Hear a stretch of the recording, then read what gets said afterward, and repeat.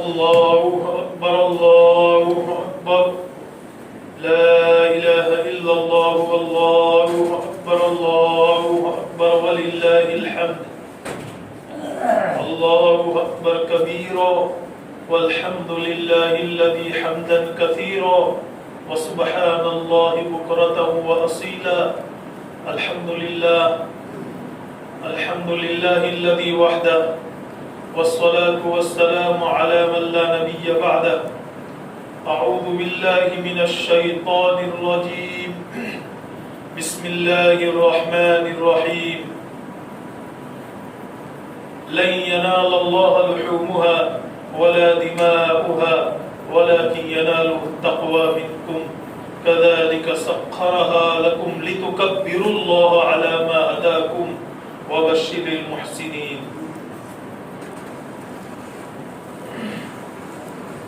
میرے محترم سامعین کرام، محترم بزرگوں، دوستوں،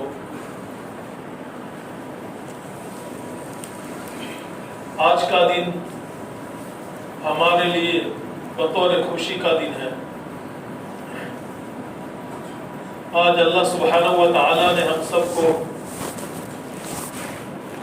عید قربہ، عید الاضحیٰ منانے کی توفیق عطا فرمائی ہے. یہ اللہ کا احسان ہے، محض اس کا فضل ہے اور اس کا انعام ہے کہ اس کے انعامات کی بارش کہ اپنے بندوں پر مسلسل ہوتی رہتی ہے.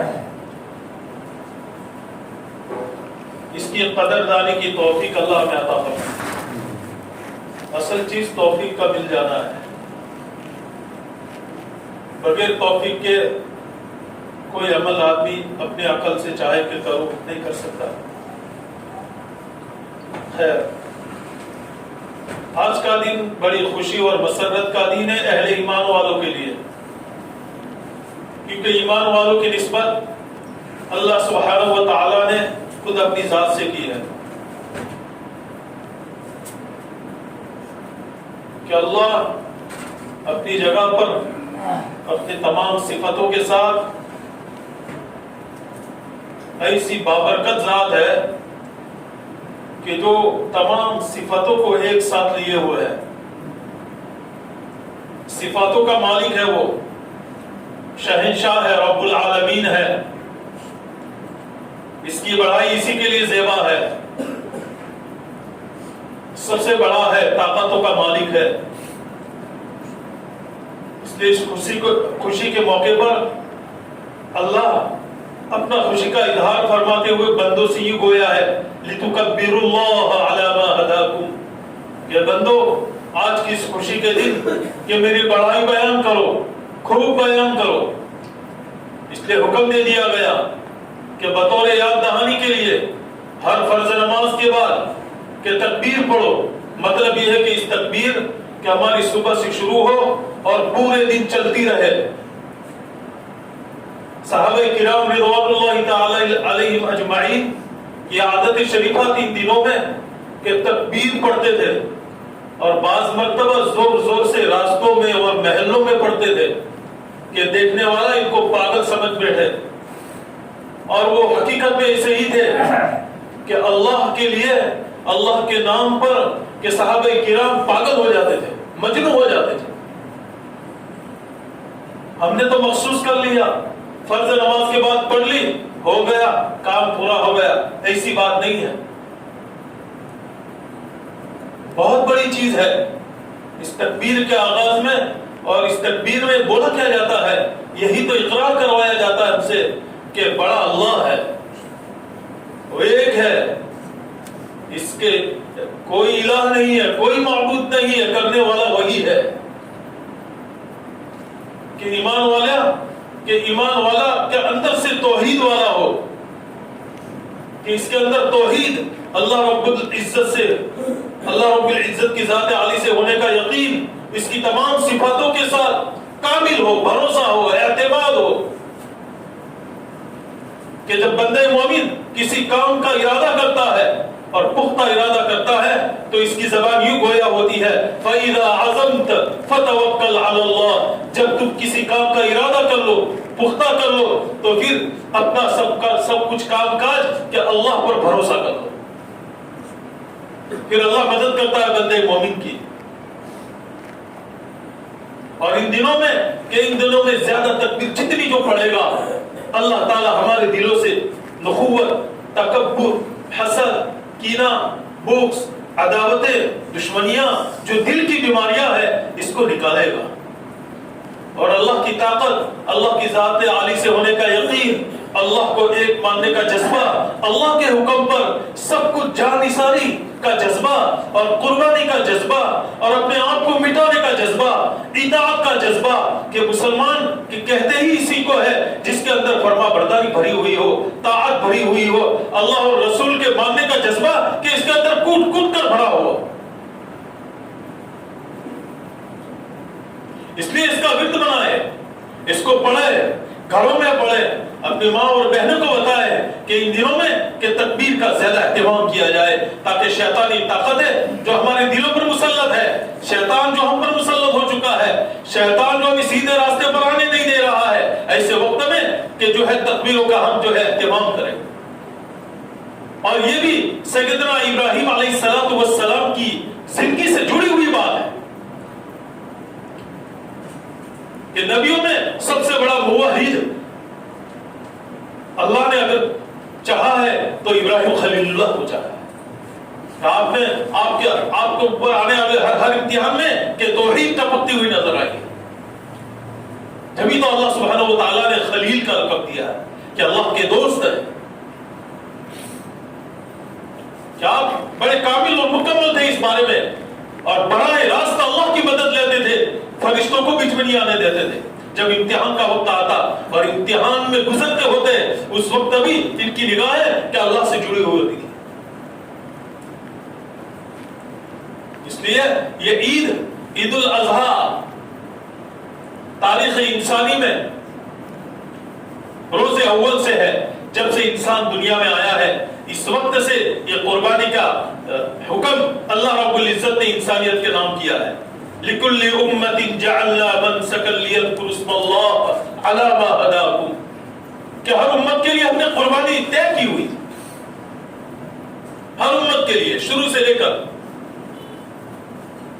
ہم جو عید الاضحیٰ منا رہے ہیں بیانگار حضرت سیدنا ابراہیم خلیل اللہ اور جو ہے ان کے بیٹے ذبیح اللہ حضرت اسماعیل علیہ السلام کی یاد میں،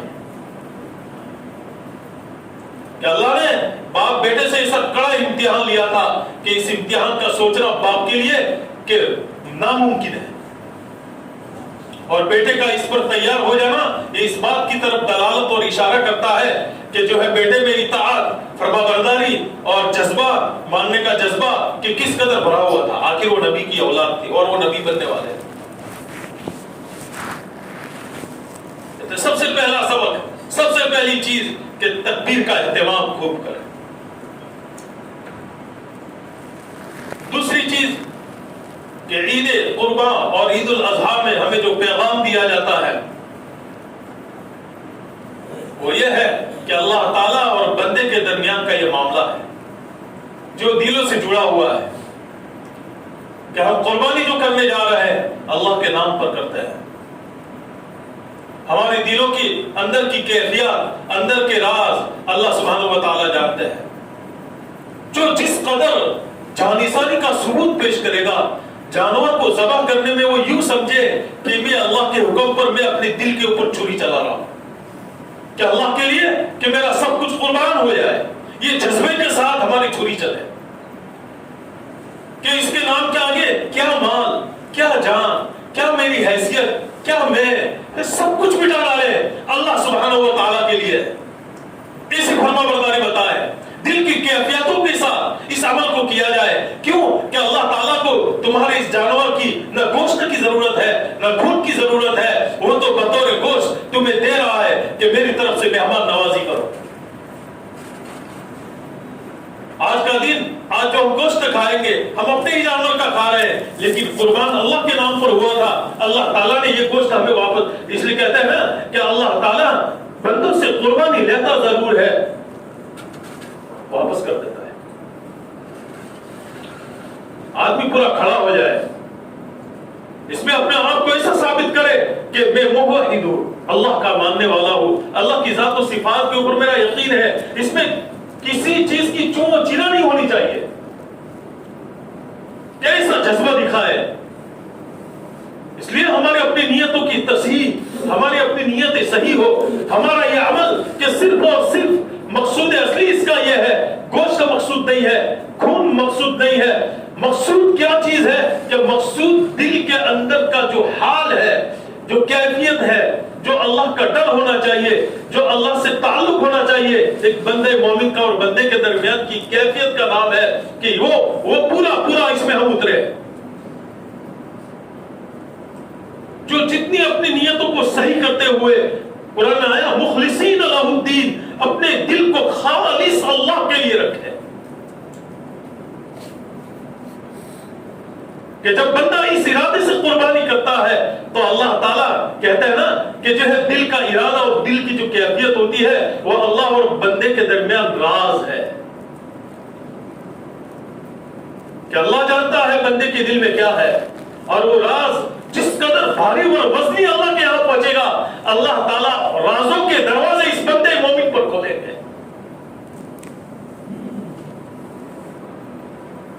اس لیے ہم اپنی نیتوں کو صحیح کریں۔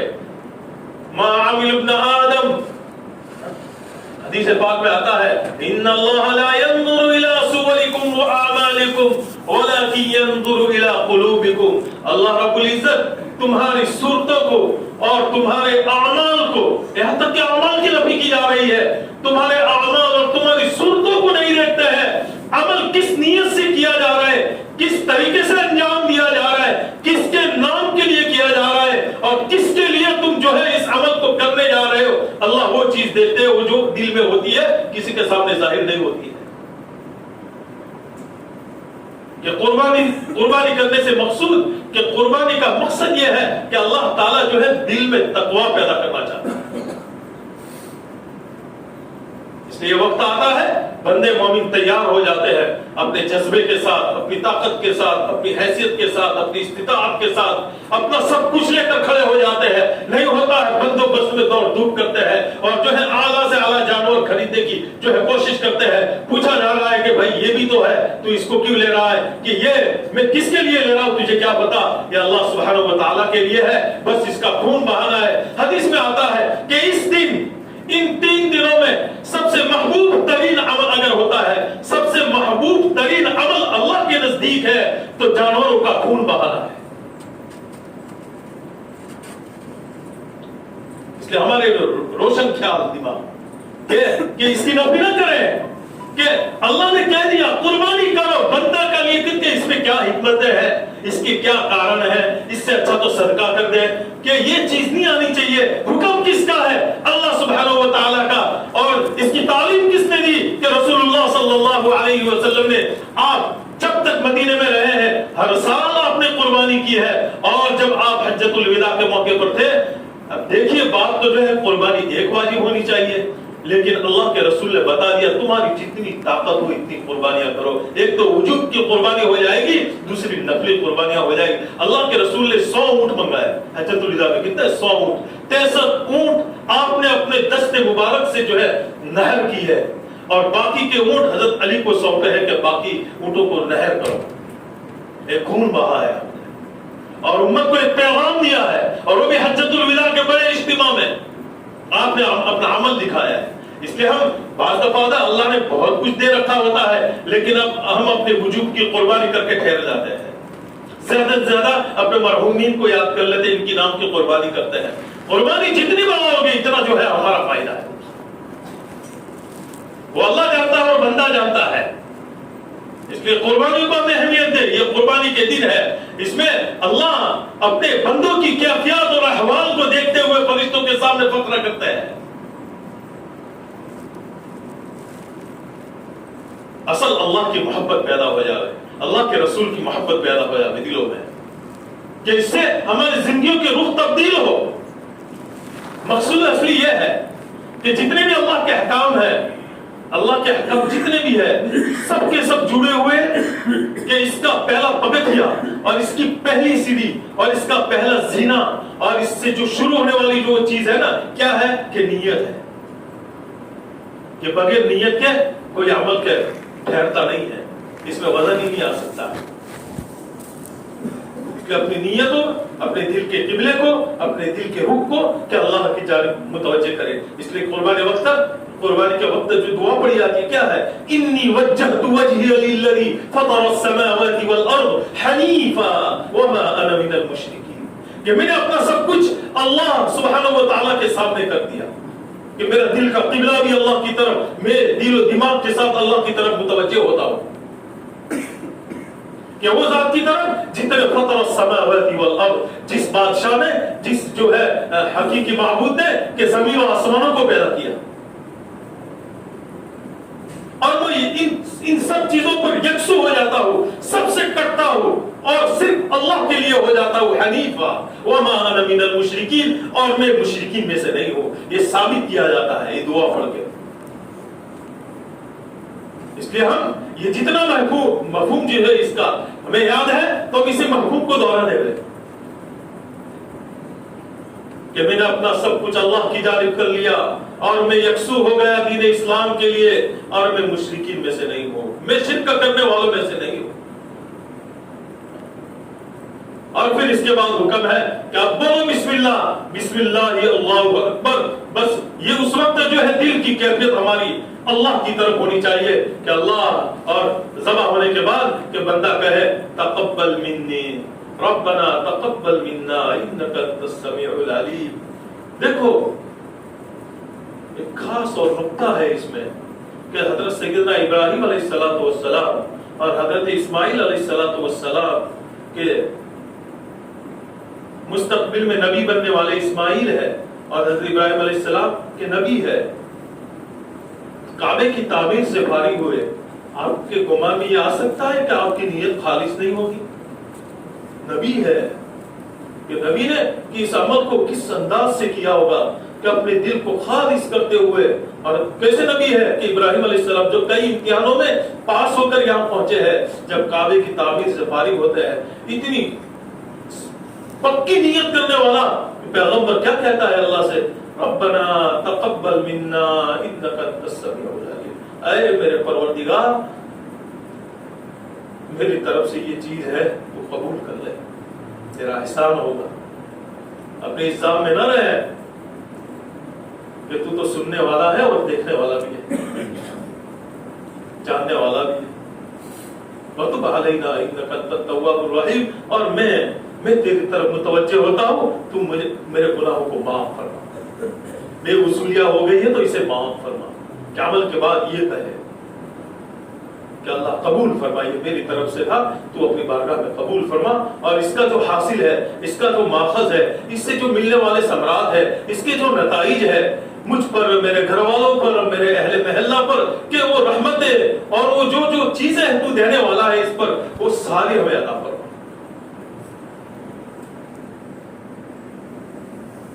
پھر اللہ کی طرف سے اسے کہا جاتا ہے کہ یہ مہمان نوازی ہے میری طرف سے, کھاؤ اور پیو. تو عمل کے بعد یہ کہے. ایسا نہیں ہے کہ دیکھو نیت تو اللہ کے لیے کرتے ہیں بھائی, یہ چیز کہنے کی کہ اللہ کے لیے تو ہو رہا ہے کہ وہی تو کہے جو جتنے مخلص ہوں گے وہ اتنا ہی زیادہ اللہ سے یہ کہیں گے کہ اللہ قبول کر لے. اور جو اس کے اندر اس قدر پورے نہیں اترتے ہیں تو ان کے لیے عمل کرنا نہ کرنا سب برابر ہوتا ہے. جن کے سامنے اللہ کے احکام کی اہمیت نہیں ہے. اب اللہ تعالیٰ اپنے بندوں کو موقع دیتا ہے یہاں پر کہ گوشت خود بھی کھاؤ, دوسروں کو کھلاؤ. گوشت کی تقسیم بھی ہماری یہ ہو کہ اللہ کے رسول نے فرمایا, خدا کی قسم وہ شخص مومن نہیں, خدا کی قسم وہ شخص مومن نہیں, خدا کی قسم وہ شخص مومن نہیں جو پیٹ بھر کر آسودہ ہو کر اپنے گھر میں پڑا رہے اور بازو میں اس کا پڑوسی بھوکا مر رہا. اور ایسے خاص دنوں میں کہ آدمی جو ہے اس کو اہمیت دے رہے. یہ اللہ کی طرف سے موقع ہوتا ہے. جتنا زیادہ ایثار ہوگا, یہ کنویں کے پانی جیسا کہ کنویں میں سے جتنا پانی نکالا جاتا ہے برسوں برس وہ کنواں پانی دیتا رہتا ہے, کبھی ختم نہیں ہوتا ہے. اور جو کنواں پڑا رہتا ہے ممکن ہے کہ اس کا پانی سوکھ جائے. جس طرح کنواں اپنے پانی کو روک کر رکھتا ہے تو خود بھی بھرا ہو جاتا ہے, اور جو کنواں کہ جس سے پانی لوگوں کو تک پہنچتا ہے, اس کا پانی سیراب ہوتا رہتا ہے, اس سے لوگ فائدے اٹھاتے ہیں, زمین بھی فائدے اٹھاتی ہے اور اس سے کھیتیاں اگتی ہے, تو وہ کنواں کے برسوں برس نکال دیتا ہے. اسی طرح اللہ کے خزانے کا حال ہے کہ اللہ کے لیے, بطور اللہ کے لیے ہم جتنا کچھ دیں گے بھائیو, ہمارے جو ہے اندر کمی نہیں ہوگی بلکہ اللہ اور زیادہ کرے گا.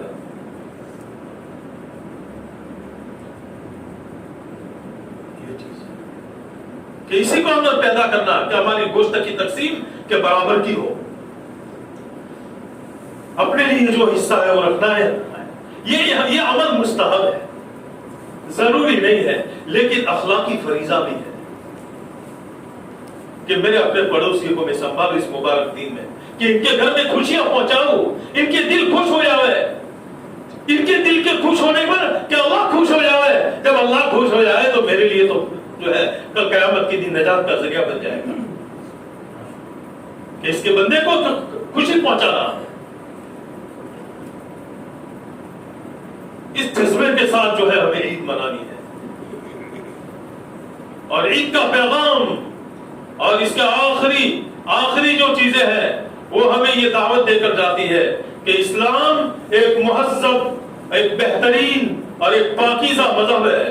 کہ اسلام کے معنی ہے کہ جو ہے لوگوں میں اللہ کی بندگی کرنے کا جذبہ پیدا ہو جائے, اپنی زندگیوں کو رخ صحیح کر لے, اپنا تعلق اللہ سے بنا لے, اور جو ہے اپنے آپ کو اللہ کا بندہ کہلوائے, بندگی ہمارے اندر آوے, ابدیت آوے, عجز انکساری آوے, تواضع آئے. یہ سب کچھ اللہ رسول کے لیے آوے, دوسروں کے لیے نہیں, ورنہ جو ہے بجائے ثواب ملنے کے ہم برباد و تباہ و برباد ہو جائیں گے. اس لیے اللہ کی ذات میں کسی عمل میں کوئی بھاگیداری نہیں, کوئی شرکت نہیں, صرف خالص اس کے لیے ہو اللہ اور اللہ کا رسول خوش ہو جاوے. اور اللہ کے رسول کو جب امتیوں کی خبر دی جاتی ہے اور اس امتیوں کا نام لیا جاتا ہے, اس وقت اللہ کے رسول بھی خوش ہو جاوے, اللہ خوش ہو جاوے. یہی تو مقصود ہے اصلی ہمارا. اس لیے ہمارا جمع ہوئے اس بڑے عظیم حکم کو ادا کرنے کے لیے بیادگار حضرت سیدنا خلیل اور جو ہے ذبیح اللہ حضرت اسماعیل علیہ السلام کیا.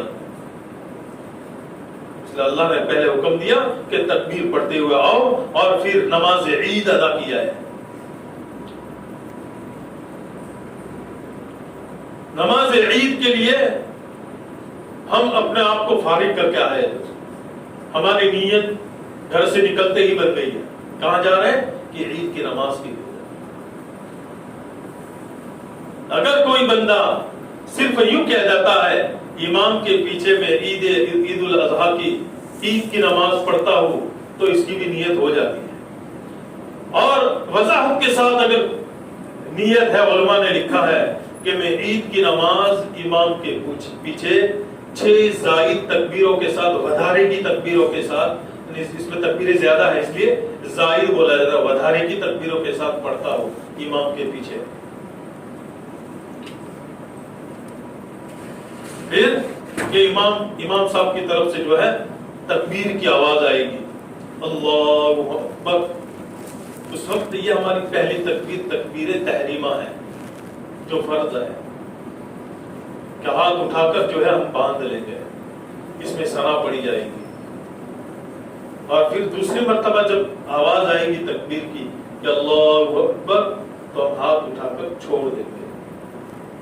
پھر دوسری مرتبہ ہاتھ اٹھا کر چھوڑ دیں گے, اور تیسری تکبیر میں ہاتھ اٹھا کر جو ہے ہم باندھ لیں گے. یہ 3 زائد تکبیر ہو گئی, تکبیر تحریمہ ہو گئی, کل ملا کر 4 ہو گئی. پھر سورہ فاتحہ پڑھی جائے گی, حسب معمول سورت پڑھی جائے گی, حسب معمول رکوع اور سجود ہوں گے. پھر دوسری رکعت شروع ہو جائے گی, سورہ فاتحہ پڑھی جائے گی, سورت پڑھی جائے گی. اب کی بار جو تکبیر کی آواز آئے گی ہم ہاتھ رکوع میں نہیں جائیں گے، ہاتھ اٹھا کر چھوڑ دیں گے، پھر دوسری تکبیر آئے گی ہاتھ اٹھا کر چھوڑ دیں گے، تیسری تکبیر میں بھی ہاتھ اٹھا کر چھوڑ دیں گے، چوتھی تکبیر میں ہم رکوع میں جائیں گے۔ یہ 6 زائد تکبیریں پوری ہو گئی، پھر حسب معمول جس طرح عام نمازیں پوری کی جاتی ہے اس طرح یہ نماز بھی پوری کی جائے گی۔ عید الاضحیٰ اور عید الفطر میں یہ فرق ہے کہ یہاں پر اللہ کی پسندیدگی دیکھی جائے گی، اللہ کو پسند کیا ہے۔ عید الفطر میں اللہ تعالیٰ نے اپنے بندے سے یہ کہا جاؤ عیدگاہ کی طرف، مانگو اپنے لیے، دعائیں کرنے کا حکم، بڑی بکثرت روایات ہے اس کی کہ لمبی دعا مانگی جائے وہاں، اللہ سے مانگ لے عید الفطر میں کہ خوب مانگو۔ عید الاضحیٰ میں ہمیں یہ حکم ہے کہ عید الاضحیٰ میں پسند اللہ کا عمل کیا ہے؟ عید کی نماز کے فوراً بعد کہ بندے مومن اپنی قربانی کے جانوروں کی طرف جائے، سب سے محبوب عمل اللہ کا، اس لیے یہاں مسنون دعا ہوگی سلام کے بعد، چھوٹی سی دعا جو عام نمازوں میں ہوتی ہے، اس کے بعد خطبہ ہوگا، اور خطبوں کے فوراً بعد جنہوں نے آج کے دن میں قربانی کا ارادہ کیا ہے کہ سب سے محبوب ترین عمل اللہ کو یہ پسند ہے، اس لیے حدیث میں وضاحت ہے عید کے دن سب سے زیادہ پسندیدہ عمل اگر اللہ کے یہاں ہے تو جانوروں کا خون بہانا ہے۔ یہاں جانور میں سے خون نکلا اور زمین پر گرنے سے پہلے اللہ کی بارگاہ میں پہنچ جاتا ہے، اس لیے اس کو اہمیت دے۔ ایسی بات نہیں ہے کہ بھائی دعا ہونی چاہیے، دعا جہاں ٹھیک ہے، جہاں شریعت نے ہمیں بتایا ہے وہاں بے شک ہے، لیکن اپنی طرف سے کہ کر لے ہوئے تو کیا وعدہ ہے، کچھ ہوگا تو نہیں، ایسا مت سوچو، یہ اپنی عقل کا دخل یہاں نہیں ہے۔ شریعت عقل سے کام لینے کی چیز نہیں، وہ پہلے سے متعین ہے، اللہ نے پورا دین مکمل اور تام کر دیا ہے اور ہمیں دے دیا ہے، اس کے احکام کہاں کہاں لگتے ہیں، کہاں فٹ ہوتے ہیں، کہاں کس طرح ہے، سب کچھ واضح طور پر رسول اللہ صلی اللہ علیہ وسلم کی تعلیم کے ذریعے سے ہمیں بتا دیا گیا ہے، اس میں ہمیں اس کو مضبوطی سے پکڑے رکھنا ہے، اور ہم کہ کلمے کی بنیاد پر اور اسلام کی بنیاد پر ہمارا جذبہ یہ ہو کہ ہم جو ایک کلمے کے مطابق سب ایک ہو جاتے ہیں، اللہ کو یہ پسند ہے۔ اس لیے بڑا اجتماع ہمارا عید کے دن کا سال میں 2 مرتبہ آتا ہے کہ اس میں جذبہ بھی ہو کہ ہم کلمے کی بنیاد پر سب بھائی بھائی ہیں، مسلمان ہیں، ہمارا احترام، ہر ایک دوسرے کا احترام کرے، کسی کو تکلیف نہ پہنچائے، خوشیاں پہنچائے، کسی کو تکلیف پہنچانے سے گریز کرے، بچے رہے، دوسروں کی تکلیف اگر اپنی ذات پر آ رہی ہے اسے برداشت کر۔ ابراہیم علیہ السلام کی سیکھت تھی انہ لأواب حلیم، بردبار تھے آپ کہ سامنے والے کی تکلیف پر اپنے آپ کو جو ہے ثابت قدم اور برداشت کر کے اللہ کے سامنے اپنا رجحان لے جاتے تھے۔ سب کریں گے انشاءاللہ، اللہ تعالیٰ جو ہے ہم سب کو اطراف اور اہمیت کے ساتھ میں یہ فوٹو وغیرہ کا سلسلہ جاری ہے، تو کسی کو شیئر نہیں کرنا، ہمارا عمل اللہ کے لیے تھا، اسی طرح کرنا، سمجھے کہ میڈیا سوشل میڈیا کرنا نہ، اس سے اسلام کی تصویر تھوڑی بگڑ جاتی ہے، خیال رکھیں بھائیوں کو تکلیف نہ ہو ہماری وجہ سے۔